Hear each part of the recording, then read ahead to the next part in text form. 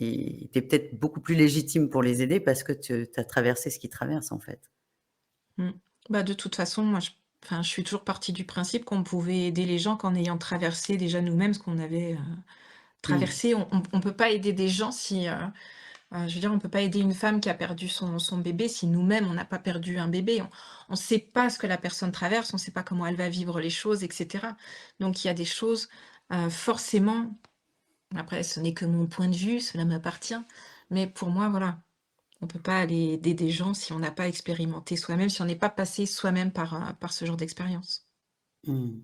Donc toi, aujourd'hui, ta médiumnité, elle est au service du développement personnel, si on peut dire, du fait Mmh. de travailler sur soi, d'aller vers soi. Comment tu le définirais, toi?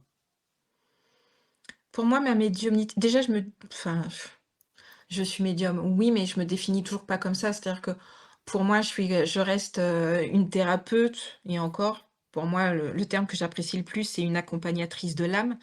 Je trouve que c'est plus parlant, du moins à mon sens.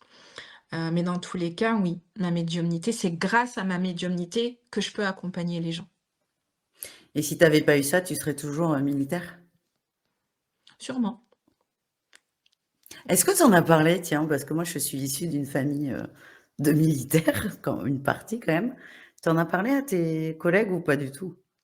Non, non, Non, puisque j'ai quitté c'est un peu l'armée tabou. avant. Oui, puis c'est un peu tabou dans ces Après, il y a des gens, qui me suivent, qui m'ont connue à cette époque-là et cetera. Donc c'est amusant. Mais après, ça s'arrête là. j'adore. Non, mais j'adore parce que tu as un parcours quand même qui est très atypique et c'est d'autant plus touchant.